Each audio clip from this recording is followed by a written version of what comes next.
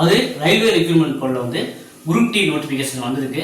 So எல்லாரும் apply பண்ண ஆரம்பிச்சிருப்பீங்க அப்படின்னு நம்புகிறேன். ஸோ இதற்கு விண்ணப்பிக்கிறதுக்கு பிப்ரவரி 22 வந்து கடைசி தேதி. ஸோ இது ஆன்லைனில் மட்டும் தான் விண்ணப்பிக்கணும். விண்ணப்பிக்கிறதுக்கு கடைசி தேதி வந்து 22 பிப்ரவரி 22. ஸோ இதில் வந்து பார்த்தீங்கன்னா நிறைய பேருக்கு ஒரு கேள்வி இருக்கு. ஓபிசி சர்டிஃபிகேட் நான் வாங்கணுமா? அதாவது பிசி தமிழ்நாட்டை பொறுத்த பிசி முஸ்லீம் எம்பிசி சரிங்களா. அப்புறம் வந்து பார்த்தீங்கன்னா டிஎன்சின்னு சொல்லுவாங்க, இல்லாட்டி டிஎன்டின்னு சொல்லுவாங்க சரிங்களா. ஸோ இந்த கேண்டிடேட்ஸ் எல்லாமே வந்து ஓபிசி சர்டிஃபிகேட் வந்து கண்டிப்பாக வந்து அப்லோட் பண்ணணும் சரிங்களா.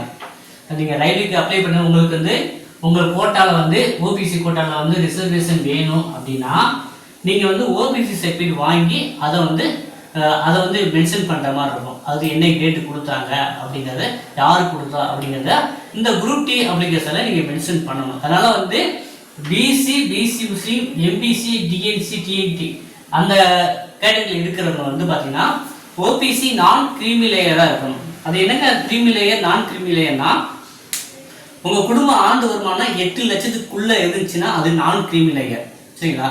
8 லட்சத்துக்கு மேலே இருந்துச்சுன்னா அது கிரீமி லேயர். அது வந்து உங்களுக்கு நீங்கள் டைரெக்டாகவே அந்த கிரீமி லேயரில் போயிட்டீங்கன்னா டைரெக்டாகவே அன்ரிசர்வ்டில் நீங்கள் போயிருவீங்க. அதுக்கு தான் நீங்கள் அப்ளை பண்ண முடியும் சரிங்களா.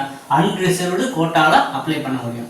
நீங்கள் நான் கிரீமி லேயரை இருக்கிறீங்க ஓபிசியில், ஆண்டு வருமானம் 8 லட்சத்துக்கு இல்லைன்னா நீங்கள் ஓபிசி சர்டிஃபிகேட் வாங்கி இந்த உங்களுடைய ஓப்பன் அதாவது அதர் பேக்வர்டு கிளாஸ் கோட்டாவில் அப்ளை பண்ணலாம். ஸோ எல்லா கேண்டிடேட்ஸுமே ஓப்பன்லேயும் வருவாங்க. ப்ளஸ் வந்து தனியாக இடஒதுக்கீடு நீங்கள் பயன்படுத்திக்கலாம். இப்போ எஸ்சி மாதிரி வந்து தனி இடஒதுக்கீடு வந்து பார்த்தீங்கன்னா அதர் பேக்வர்டு கிளாஸ்க்கு வந்து யூட்டிலைஸ் பண்ணிக்கலாம். அதுக்கு வந்து நீங்கள் ஓபிசி சர்டிஃபிகேட் வாங்கி தான் ரீசெண்டாக வாங்கினது. ஒரு லாஸ்ட் ஒரு 6 மந்த்துக்குள்ள வந்து சொல்லியிருக்காங்க. ஸோ ரீசெண்டாக ஒரு 1 மந்த் 2 மந்த்துக்கு இருக்கிறப்ப வந்து பார்த்தீங்கன்னா அந்த சர்டிஃபிகேட் இருந்துச்சுன்னா அப்லோட் பண்ணிக்கலாம். இல்லாட்டி வந்து 22ஆம் தேதி டைம் இருக்குன்னா வந்து நீங்கள் வந்து அதை வாங்கிட்டு அப்லோட் பண்ணிங்கன்னா உங்களுக்கு இந்த கோட்டாலும் உங்களுக்கு போட்டி போடலாம், அன்ரிசர்வ்டில் போட்டி போடலாம். இல்லை இது வாங்கலை நான் அன்ரிசர்வ்டில் மட்டும் படிக்கணும்னா இந்த கோட்டாக்கு மட்டும்தான் நீங்கள் போட்டி போட முடியும். மற்றவங்களுடைய கம்யூனிட்டி கோட்டா வராது சரிங்களா. அப்புறம் வந்து பார்த்தீங்கன்னா கம்யூனிட்டி வைஸாக வந்து வேகன்சி டீடைல்ஸ் வந்து பார்த்துருவோம். அன்ரிசர்வ்டு என்னன்னா ஓப்பன் காம்படிஷன் அர்த்தம் சரிங்களா. ஃபர்ஸ்ட் ஹை மார்க் எல்லாமே வந்து இந்த ரேங்க் போயிடுவாங்க சரிங்களா. 100க்கு 99 எடுக்கிறாங்க அவங்க தான் 1ஆம் ரேங்க்னா அவங்க போயிடுவாங்க.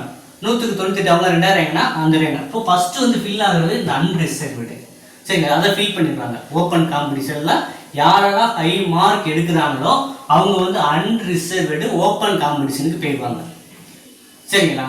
அதுக்கப்புறம் வந்து போயிட்டு அதுக்கப்புறம் ரேங்க் பார்ப்பாங்க. அப்போ அதுக்கப்புறம் கம்யூனிட்டி வைஸ் ரேங்க் பார்ப்பாங்க. ஸோ இந்த எஸ்சியில் வந்து ரேங்க் வந்து யார் ஹையாக இருக்காங்கன்னா அந்த கோட்டாவில் சீட் கிடைக்கும். அதே போல் எஸ்டியில் வந்து ஹை ரேங்க் பார்ப்பாங்க, அந்த கோட்டாவில் சீட் கிடைக்கும். அதே போல் ஓபிசியில் வந்து ஹை ரேங்க் பார்ப்பாங்க, அந்த கோட்டாவில் சீட் கிடைக்கும். இப்போ வந்து பார்த்தீங்கன்னா மத்திய அரசு பணி, அது ஒன்றிய அரசு மத்திய அரசு எது வேணா எடுத்துக்கணும், இடபிள்யூஎஸ்ங்கிற கோட்டா கொடுத்துருக்காங்க. அது யார் எலிஜிபிள்னா எக்கனாமிக் வீக்கர் செக்ஷன். ஸோ இந்த எஸ்சி எஸ்டி வரமாட்டாங்க, ஓபிசி வரமாட்டாங்க. இதை தவிர்த்து உள்ள கம்யூனிட்டி அது அவங்க பெரும்பாலும் எஃப்சின்னு சொல்லுவாங்க சரிங்களா, ஃபார்வர்டு கம்யூனிட்டிங்களா. அவங்களுக்குமே இந்த கிரிமினல் கான்செப்ட் மாதிரி ஆண்டு வருமானம் 8 லட்சத்துக்குள்ள இருக்கணும். அப்புறம் வந்து பார்த்தீங்கன்னா சில கிரிட்டீரியா கொடுத்துருக்காங்க. ஸோ அந்த எக்கனாமிக் வீக்கர் செக்ஷன் வந்து பார்த்தீங்கன்னா ஃபார்வர்டு கம்யூனிட்டி பீப்புள் மட்டும்தான் அந்த கோட்டாவில் அப்ளை பண்ண முடியும். அவங்க வந்து இந்த இடபிள்யூஎஸ் சர்டிஃபிகேட் வாங்கி அப்லோட் பண்ணணும் சரிங்களா. அதை வாங்கிட்டு அந்த சர்டிஃபிகேட் டீட்டெயில்ஸ் கொடுக்கணும். அப்படி கொடுத்தாங்கன்னா இந்த கோட்டாவில் வந்து வருவாங்க ஓகேங்களா. ஸோ டோட்டலாக வந்து பார்த்தீங்கன்னா 2694 வேகன்சி இல்லை கேட்டகரி வைஸாகவும் பிரிச்சிருக்காங்க சரிங்களா. ஸோ இப்போ வந்து பார்த்தீங்கன்னா எஸ்சி பிரிவுகளுக்கு தேவையில்லை.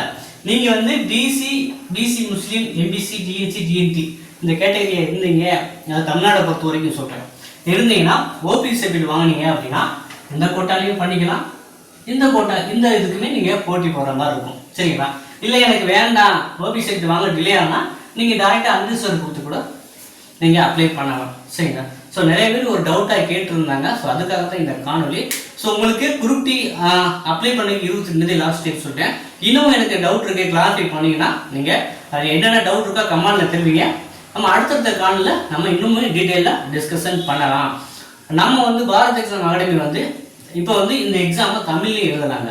ஸோ ஸோ ஓவராலாக வந்து 32,000 மேலே வேகன்சி. தமிழ்நாட்டை பொறுத்த வரைக்கும் 2,694 வேகன்சி வந்து, அது தமிழ்நாடு மீன்ஸ் வந்து சதர்ன் ரீஜன் சென்னைக்கு வந்து பார்த்தீங்கன்னா 2,694 வேகன்சி வந்து அலோகேட் பண்ணியிருக்காங்க. ஸோ இதுக்கு வந்து பார்த்தீங்கன்னா தமிழ் மீடியத்தில் நம்ம ஸ்டடி மெட்டீரியல் எடுத்து வச்சுருக்கோம்.